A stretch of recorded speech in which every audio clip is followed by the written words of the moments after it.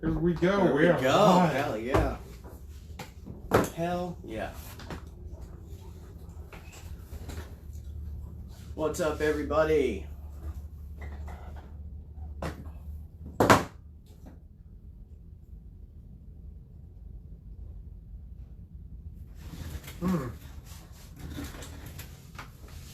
What's up? Let's see who's popping in on here.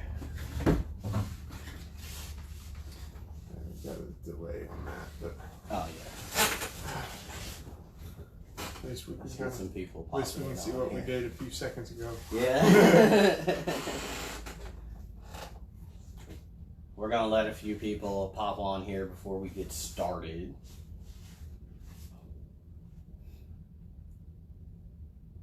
Who's all on? Yeah. Let's see.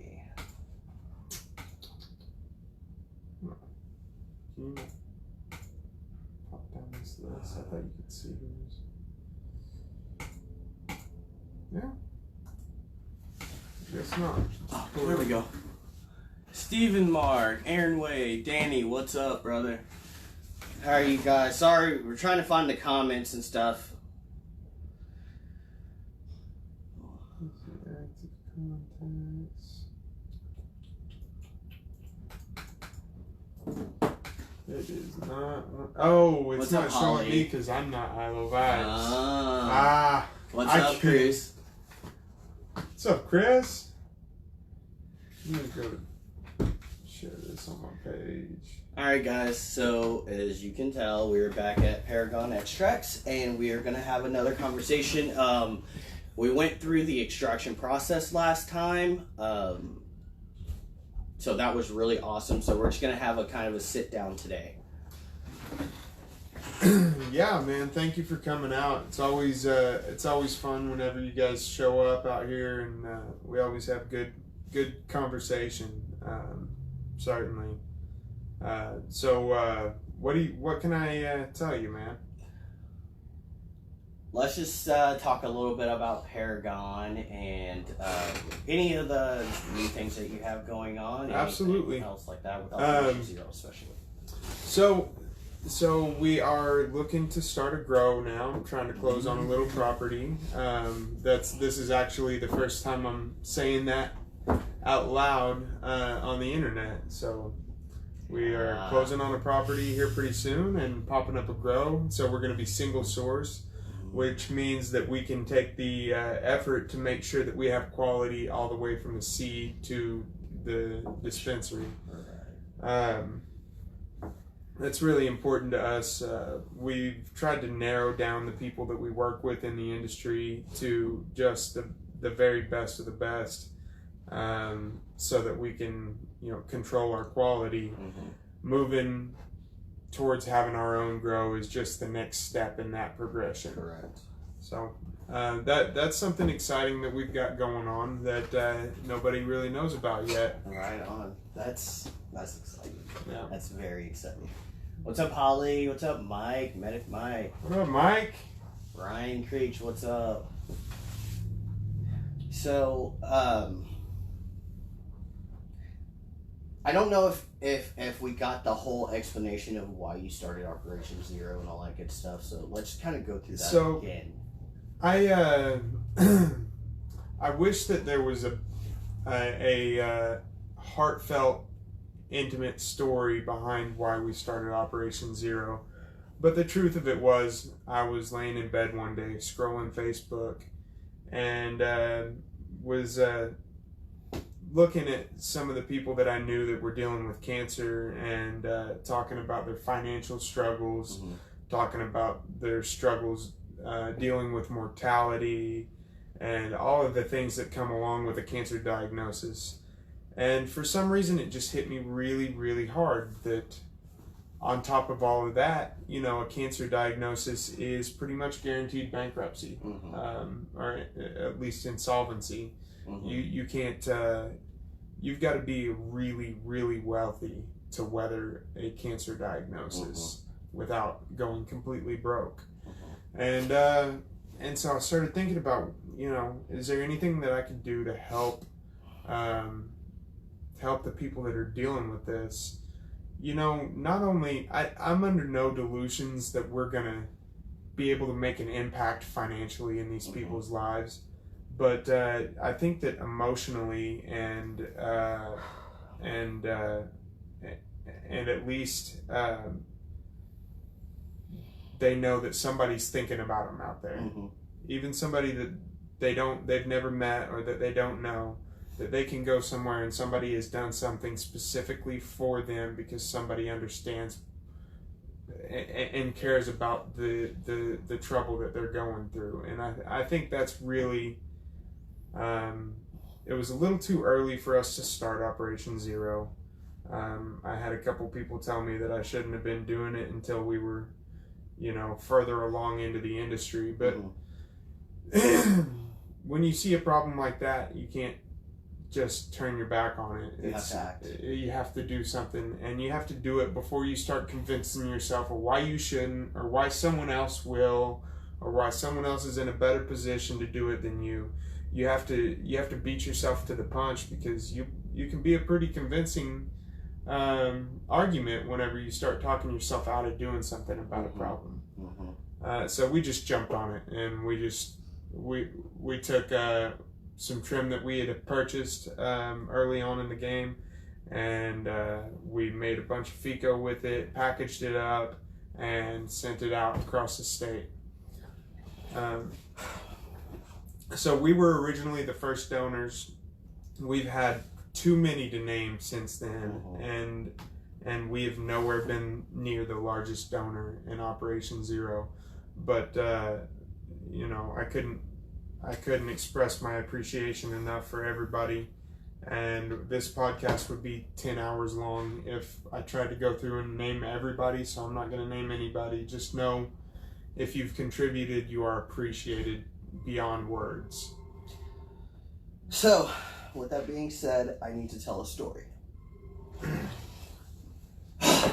Okay.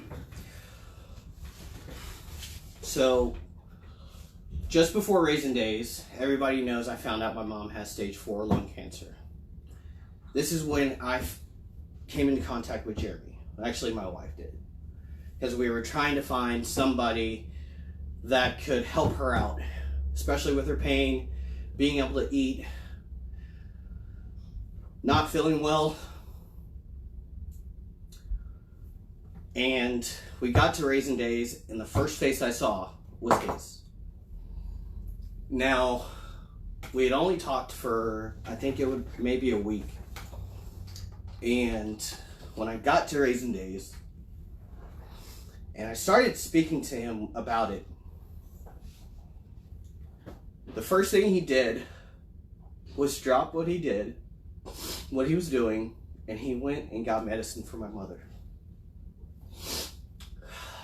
Now, what you don't know is that after Raisin Days, I got home at about 1 a.m. I looked at my mom.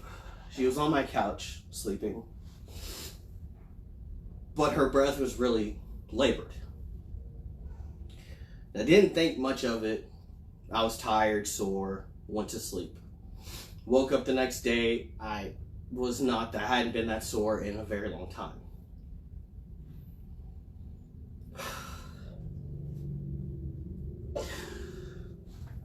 So we all got up, started moving around, and I'm looking at my mom. My mom's trying to play with my kids, but she doesn't have the energy.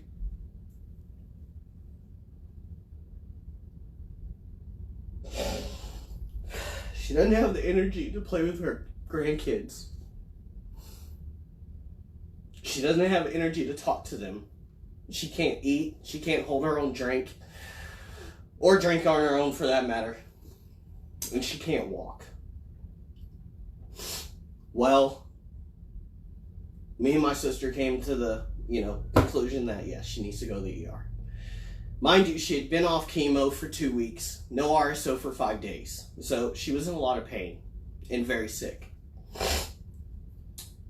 At about 2 o'clock, we decided that, yeah, it's time for her to go. I literally had to pick my mom up, take her to my sister's car, and put her in, And the last thing I thought was, I'm never going to see my mom again.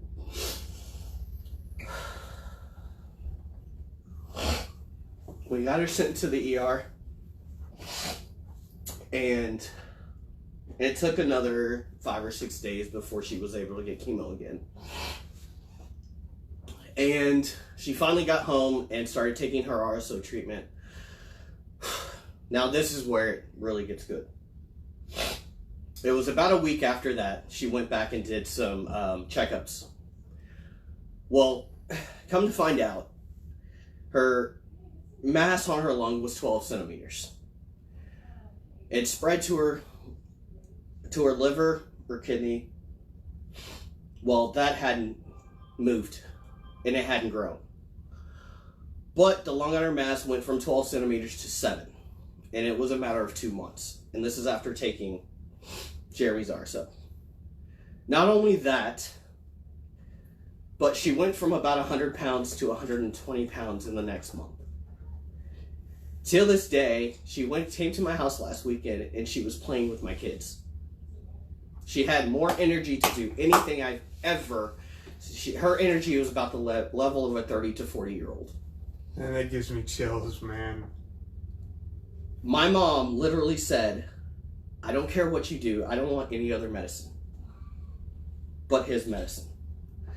If that's not his testament to what this plant and what people that take time to process it and take time to do it the right way, this is what it can do for you.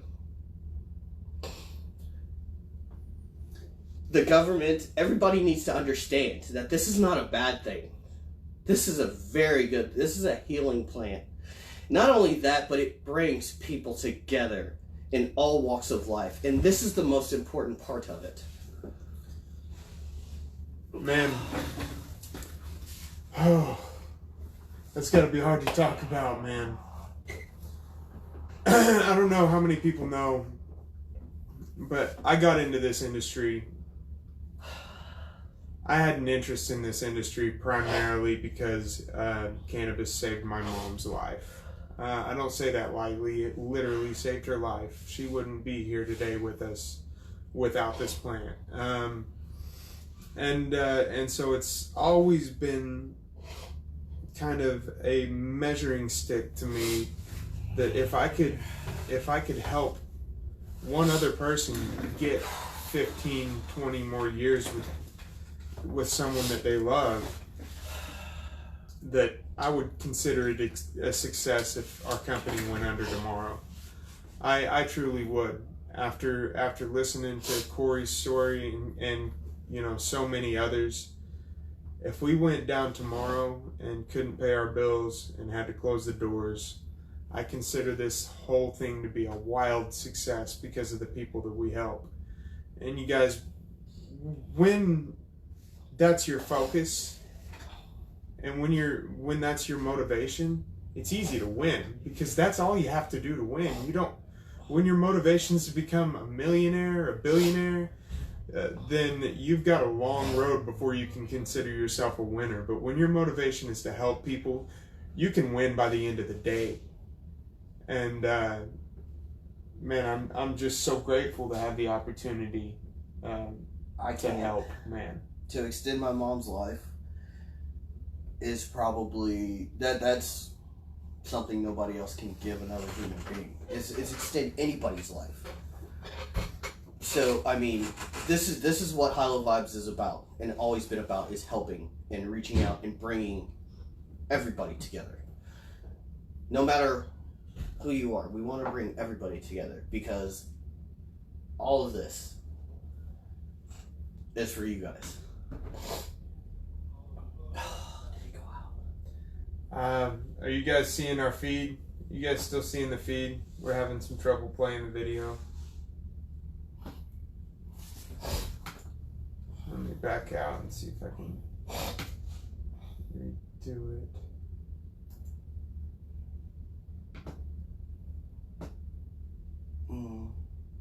Chime in if you guys can still see us on here. It might just be my computer. Is. Yeah, okay. Okay. Oh, guys. That is, yeah, feed is good. Sorry, guys, this is just super overwhelming. I was gonna wait until Doobie Nights to really let this story out, but I mean, this is probably the best timing. And mind you, this is our main sponsor. Jeremy's our main sponsor for Doobie Nights. I can't wait, man. So I can't wait for Doobie Nights. I can't wait to get together with everybody. This is going to be somebody very, very good to meet. Just coming up and shaking this guy's hand, I mean, it meant so much just meeting this guy. So please, guys, don't miss the party. Come and meet. Yeah. Come meet our other sponsors as well. We have a ton of sponsors. We have cool little flyers, but we'll get to that at the end. But guys, let's try and bring this community together. Let's stop the fighting and trying to outbest people, because the only way we're really gonna get our voice heard and make this community what it can be is if we actually work together. Man, that absolutely. Everybody can see that our country's kind of in a bit of a nosedive socially, and it feels like the fabric of our society is just unraveling. And man, if anybody can lead the way out of this nosedive, I think it should be the cannabis community. Yes. I mean, we're all about peace and love, right? Why can't we show that? Mm-hmm. You know, it's gonna have to start with every person listening to this and every person that puts eyes on this stream. You start in your individual circles, and the people that you interact with on the internet and in person, and strangers that you see at the gas station. If they're frowning, don't frown back. You smile at them. Mm-hmm. Smile at them and keep smiling at them until a smile crosses their face. I actually did this the other day, and it works. Mm-hmm. It 100% of the time it works. Mm-hmm. And you can change somebody's day just by putting a smile on your own face. Mm-hmm. Imagine what you can do when you respond to negativity online with positivity and love and genuine understanding. Not like that high horse positivity that some people do, you know. Mm-hmm. You know, where they're like, Mm-hmm. I'm not going to stoop to your level, okay? I'm about love and light, so I'm not going to be like you. Mm-hmm. I mean, real Mm-hmm. love. Mm-hmm. Understand that Yes. if this guy's mad at me, I have to understand something inside him is hurting right now. Mm-hmm. And so if I want to make a change in the world, I need to find out what that is, and can I help you fix it, brother? Exactly. And that's the only way we're ever going to pull this up. We can't, you know, other than that, we're just going to crash and burn. And there's going to be no place for our kids to have people that they care about Right. in society. Gosh, that's... And we forget that it is about the kids, because they are coming after us. So, you know, we build a world full of chaos and drama. How much worse is it going to be by the time they get to our position? Yeah. You know? Somebody's got to change the trajectory that we're Mm-hmm. on, Mm-hmm. because if you look out in the direction that we're headed, and if you look 5, 10, 20 years down the road in the direction that we're heading right now, it doesn't look good, man. It looks like a really terrifying dystopian thriller movie, and Mm-hmm. I don't want, I mean, as cool as it would be to blast some zombies, and I'm all for that. I don't think that we're going to get anything that fun for an apocalypse. Yes. I just don't want our future generations growing up in a world of hate. Mm-hmm. They can grow up in a world of smog, and they can grow up in a world of pollution, and they can grow up in a world of skyscrapers and without forests. That's already bad enough, but that's all fine as long as they don't grow up in a world without love.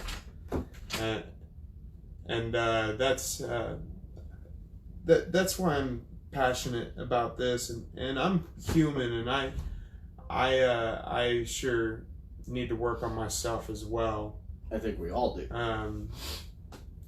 that goes for anybody. So I mean, it's kind of one of those things. You know, we're human. We make mistakes, and we still go through stuff. So, you know, for somebody that, you know, people thinking that they're better than somebody else or something like that, or that their problems are more so important than other people. Well, that's just asinine for somebody to think that. Yeah, you know, everybody's got their own problems, and most people don't talk about them. Yep. So you never know what people are going through. The hardest part for me is coming on and doing stuff like that and telling stories like that, and being in front of the camera in itself is hard for me. It is. It's nerve-wracking. I'm nervous nerve-wracking. right now. I'm nervous right now. But when you come into company with people that you know you trust and you're comfortable around, it makes it 10 times easier. And this is one thing that the cannabis community has brought for me and Alicia, is it does make it a lot easier, and we have met some really dope ass people. Yeah. So I mean, we just need to keep it going and add more people to that list of, you know, awesome people. When you look at the people in your environment, I mean, when I look at the people in my environment, I try to maintain a mindset of I either love you or I'm indifferent to you. There's no room for hate. There's no room for negativity. I either love you and you have a place in my life, or I wish you the best, but you don't. Those are the only two options. Only two options that I can hold in my heart for somebody. There's no room for hate. Yeah. Well, thank you guys for all of the positive comments. Sorry we didn't read much. There's 149 comments on here. Yeah, I would have loved to have responded to everybody. Thank you guys for all the positiveness. And I do want to shout out one to Paragon Extracts. Like I said, he's our main sponsor for Doobie Nights. I also want to throw out our other sponsors really fast. Infamous OG, JKJ Processing, Gangsters of Glass, Fat Candy Barbecue will have his sandwiches. It'll be a regular and a premium. Level Up SEI, Healthy Hippie will be there. Get Groovy Extracts, Galaxy 420 Dispensary, All Smoke Insurance, Cushland Dispensary, Med Dispensary in Lawton, Autism and Cannabis, Backwoods Dispensary, DJ Navi's going to be spinning some badass music. Gabriella with Elements Performing Arts will be doing a hula hoop show. Man, you got some awesome sponsors. We still might have more on the way. Yeah. So, hey, if you're looking to sponsor Doobie Nights, holler at Hilo Vibes, holler at Corey or Alicia. Please, guys. Thank you, guys. Come and join the party. It's gonna be fun. Come meet this guy. Definitely worth coming to meet this guy. Guys, stay medicated. We love you guys for dropping in. Thank you. Cut.